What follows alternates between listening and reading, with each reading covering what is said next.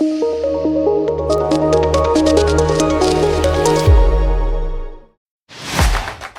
final da Copa Libertadores de 2024 está definida.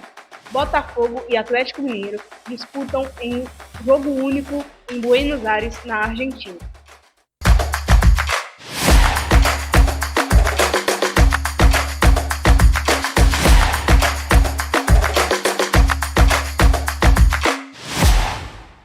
Falando um pouco do Atlético, ele fez um primeiro jogo, na verdade ele fez uma semifinal perfeita. No primeiro jogo, que ele conseguiu segurar o ataque do River e ainda de bônus fez 3 gols que praticamente eliminou o River ali no primeiro jogo. Com o Daverson em uma noite iluminada, ele destroçou a defesa do River, também com uma defesa completamente sólida, que eu acho que o Milito conseguiu encontrar ali a defesa perfeita, principalmente, eu acho que no primeiro jogo que ele jogou com essa defesa, se não me engano, foi contra o Fluminense, que também foi um jogo perfeito do Atlético. E desde que o Milito colocou, né, os 3 zagueiros e o Arana um pouco mais adiantado, voltando só para defender, o Atlético defensivamente sofreu pouquíssimo. E um exemplo disso foi o jogo do River, tanto na volta quanto no jogo de ida. No jogo de ida, o Atlético não sofreu gols, o Everson quase não trabalhou e ainda conseguiu fazer os 3 gols, né? No jogo da volta, o Atlético fez um jogo defensivo perfeito, porque o River atacou, mas quase não sofreu. O Everson fez a partida praticamente da vida dele, como se não bastasse as outras vezes que ele já salvou o Galo. O River levou bastante perigo, porque o River precisava do resultado, ele estava atrás, então ele tinha que fazer mais de 3 gols para conseguir sonhar com uma final que vai ser dentro da casa dele. Mas como o Atlético estava muito bem posicionado, o Alonso fez uma grande partida. O Lianco e o Batalha, na minha opinião, fizeram os melhores jogos do ano dele. O Everson, sem palavras para o que o Everson fez naquela defesa. E ainda demos um susto neles algumas vezes ali no ataque, com aquele chutaço do Scarpa que bateu na trave. A vez que o Davidson roubou a bola ali na defesa, e por um pouquinho mais de capricho, ele não conseguiu fazer um gol ainda no primeiro tempo. Então, assim, o Atlético ele fez os jogos, né, da vida dele. Eu vejo o Atlético muito maduro para essa competição. Um Atlético que fez 2 jogos que mostram o que é um jogo de Copa, soube segurar o adversário, soube fazer gol quando tinha que fazer, soube segurar o jogo também quando tinha que segurar. Eu acho que isso mostra muito a maturidade do time e também a inteligência do Milito em armar o time na hora certa. Porque por mais que o Atlético tenha o resultado ali, fez o resultado do jogo no primeiro jogo, no segundo jogo o Milito não fez o que o Mano Menezes fez com o Fluminense, por exemplo, no jogo contra o Atlético aqui na volta das oitavas, não, das quartas. Então, assim, o Milito veio sim segurando o resultado um pouco, porque ele não é maluco de botar o time todo para frente também e acabar tomando 4 gols. Mas soube atacar também quando tinha que atacar, soube segurar o jogo, soube fazer falta na hora certa. E isso foi mostrado com as estatísticas do jogo também, que vão estar aqui na descrição se você quiser assistir, se você quiser saber um pouco mais de números. Falando um pouco ainda mais do Atlético, a gente teve um problema muito grande, porque a delegação do Atlético teve um problema para chegar no estádio. Então, só por isso, já teve um atraso imenso no jogo. Não acredito que o River tenha feito uma boa segurança, porque o Atlético teve um atraso de 20 minutos para sair do hotel, porque os seguranças, de certa forma, na minha opinião, tentaram segurar os atletas no máximo para deixar eles desconfortáveis, para tentar desestabilizar eles mentalmente. Só que assim, isso não afetou em absolutamente nada, porque o time entrou em campo como se precisasse daquele jogo para sobreviver.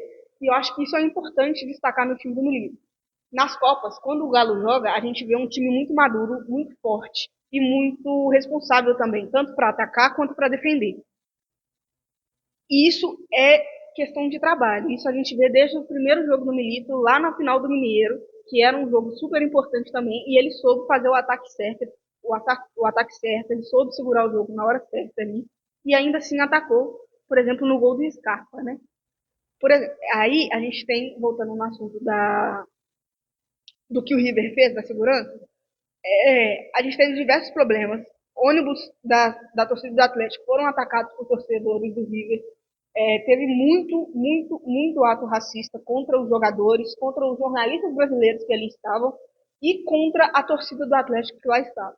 Obviamente, isso não afetou nem o time, muito menos a torcida, porque a festa que a torcida fez lá também, mesmo em uma quantidade menor, foi absurda.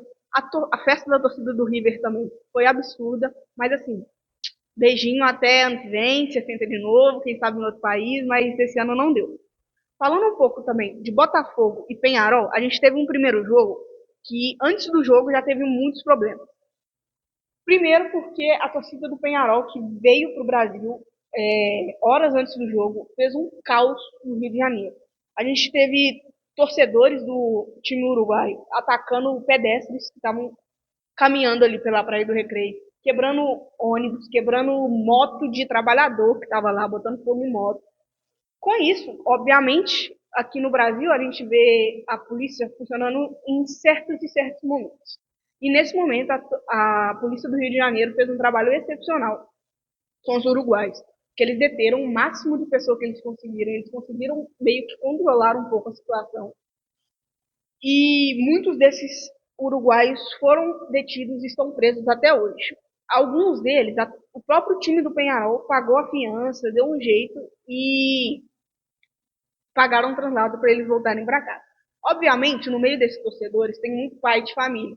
Só que assim, a gente tem que pensar por um lado. Beleza, é pai de família, mas como é que esse cara não pensou na própria família na hora de atacar um brasileiro que estava simplesmente andando na rua com uma blusa de time? Então, assim, é meio complicado a gente defender, né, isso, porque o que eles fizeram no Rio de Janeiro foi um absurdo. Foi, assim, situação de caos. E a forma como a mídia uruguaia e argentina trataram isso também foi, assim, absurdo. Que eles estão tratando ainda esses torcedores como injustiçados. Como se eles fossem meros cristalzinhos de Deus que estavam só caminhando na rua e foram presos. E a gente viu atos da própria torcida do Penharol durante o jogo de volta, pedindo a libertação desses meninos, que eles usam essa palavra. Os jogadores também fizeram o protesto deles. Só que assim, voltando um pouco para o jogo, para a questão do jogo, o primeiro jogo do primeiro tempo do jogo do Botafogo do Penharol foi aquele jogo típico de Libertadores. Foi muito frio, o time uruguaio estava fazendo muita cera, estava assim, tentando segurar aquele resultado para tentar resolver em casa. Foi pro intervalo, o time do Botafogo meio que deu uma esfriada na cabeça também, eu acho que deu uma acalmada nos ânimos, voltou pro segundo tempo e simplesmente passou um caminhão em cima do Penharol, porque quando o Botafogo consegue fazer o primeiro gol com o Savarino, acabou, filho. Foi um gol atrás do outro, e aí, com uma vantagem de 5-0, o Botafogo viajou pro Uruguai. No jogo no Uruguai, o Botafogo ainda tomou muito susto, porque é inacreditável o que o time do Botafogo faz. Parece que chega em certos momentos de pressão, o time dá uma desconfigurada na cabeça. Porque, o Botafogo conseguiu tomar 3 gols pro Penharol. Não que o Penharol seja um time ruim, mas assim, quando você tem uma vantagem de 5-0 no placar, é meio difícil você tomar 3 gols e depois ficar meio que com medo do resultado. Então, assim, o jogo lá foi muito disputado, foi assim, o Botafogo tomou 2 golaços, um no final do primeiro tempo e um ali no meio do segundo tempo. E com isso, o time do Botafogo acho que ficou um pouco mais tranquilo também, decidiu colocar a bola no chão. E aí, nenhum contra-ataque também, que o contra-ataque do Botafogo é espetacular ultimamente. A gente vê o Botafogo ampliando para cá para 6-2. E logo, aliás, 6-2? Acho que foi 6-2, se não me engano. Tá aparecendo aqui em algum lugar da tela também. E logo depois a gente vê o Penharol tentando reagir ainda, assim, meio que nos últimos minutos, e faz um gol ali e continua atacando até que simplesmente não dá tempo mais. Bom, falando um pouco sobre a final em si, a gente tem dois times que, quando se fala de time titular, a gente tem times muito bem preparados. O time do Botafogo é o líder do Brasileirão, disputa tudo que disputou muito bem. Então, assim, a gente tem um time que é na minha opinião, é um dos melhores times do Brasil atualmente. E tem o time do Galo, que é um time que tem peças chaves que fazem o time funcionar. O time do Galo é um pouco mais complicado, porque tem um time titular bom, tem uma base boa, só que quando você vai olhar para o banco, você não vê tanta peça para substituir a altura. Então você vê o time um pouco desnivelado. Eu acho que nesse ponto o Botafogo está à frente e pode ter uma vantagem nesse ponto. Porém, por ser um jogo único, assim, você tem que ter muito psicológico. O Botafogo tem um jogo decisivo para o Campeonato Brasileiro, 4 dias antes da final da Libertadores. Então, assim, é complicado. A gente, assim, torce um pouquinho, eu pessoalmente, para o Botafogo de dar uma desestabilizada na mente pelo brasileiro. A gente teve também o Botafogo perdendo um jogador por expulsão na semifinal, portanto, eles perdem um jogador importantíssimo para a final. O Atlético, por sua vez, não tomou nenhum amarelo que prejudicasse para a final, nenhum vermelho. Então, o Atlético vai com o time, de certa forma, completo. E a gente vê o Botafogo com um desfalque que, tecnicamente, é um jogador de banco, mas ainda assim soma muito para o time. No retrospecto, eu detesto ter que falar isso, mas o Atlético é um pouco freguês do Botafogo.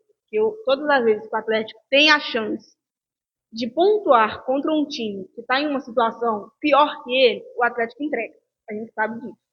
O benefício dessa vez é que o Botafogo está melhor. Então a chance do Galo ter uma vantagem nisso pode ser bem positiva. O jogo acontece no dia 30 de novembro. Provavelmente vai ser transmitido na Globo, na ESPN.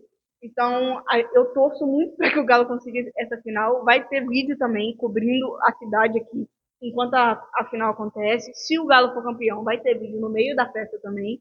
Não garanto nada, mas tentarei. Até a próxima. Espero que vocês tenham gostado do conteúdo. Deixa seu like, se inscreve no canal, compartilha para aquele seu amigo atleticano doente. Pro Cruzeirense também, para ele ficar com um pouco de inveja. Até a próxima.